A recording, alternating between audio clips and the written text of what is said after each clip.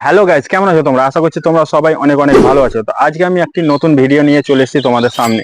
তোমাদের অনেকেরই ফেসবুক নিয়ে অনেকেরই প্রবলেম হয়ে থাকে, যেমন তোমাদের অনেকেরই ফেসবুক প্রোফাইল বা ফেসবুক আইডি তোমরা পাসওয়ার্ড ভুলে গিয়ে থাকো। তো সেই সমস্যার সমাধান তোমরা কি করে করবে, কি করে তোমাদের পুরনো পাসওয়ার্ড তোমরা দেখবে বা বার করবে, সেই ব্যাপার নিয়ে আজকে আলোচনা করব। আর তোমরা সবকিছু শিখতে হলে, সবকিছু জানতে হলে ভিডিওটা স্টেপ বাই স্টেপ শেষ পর্যন্ত দেখতে থাকো। আর যদি চ্যানেলে নতুন হয়ে থাকো তো চ্যানেলটিকে অবশ্যই সাবস্ক্রাইব করে দেবে। তো চলো বেশি কথা না বাড়িয়ে আজকের ভিডিওটি স্টার্ট করা যাক। তো চলো আমার ফোনের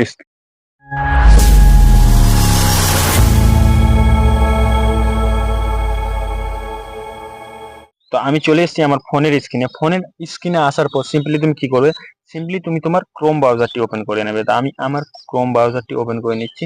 ক্রোম ব্রাউজারটি ওপেন করে নেওয়ার পর তোমার কাজ কি, তুমি সিম্পলি এখানে দেখতে পাবে উপরে থ্রি ডট। তো সিম্পলি এখানে ক্লিক করবে।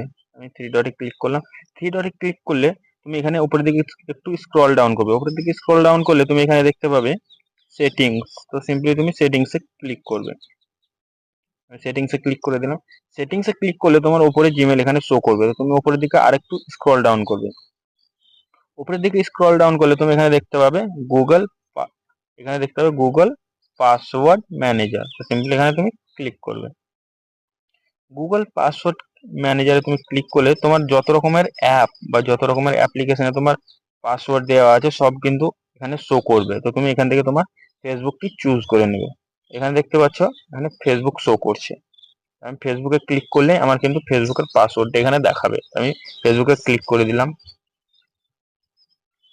ফেসবুকে ক্লিক করার পর দেখতেই পাচ্ছ আমার এখানে ফোন নাম্বারটি শো করছে, তার নিচে এখানে পাসওয়ার্ড আছে,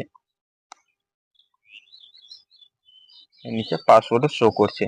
তুমি এরকম করে তোমার ভুলে যাওয়া ফেসবুক পাসওয়ার্ড তুমি খুব সহজেই বার করতে পারবে বা দেখতে পারবে।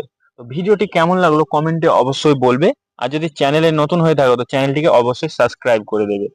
এরকম আরো নতুন নতুন ভিডিও দেখার জন্য, সবকিছু নতুন নতুন শেখার জন্য চ্যানেলটির পাশে থাকো, চ্যানেলটির সঙ্গে থাকো। তো দেখা হচ্ছে আবার পরের ভিডিওতে, ততক্ষণের জন্য টাটা।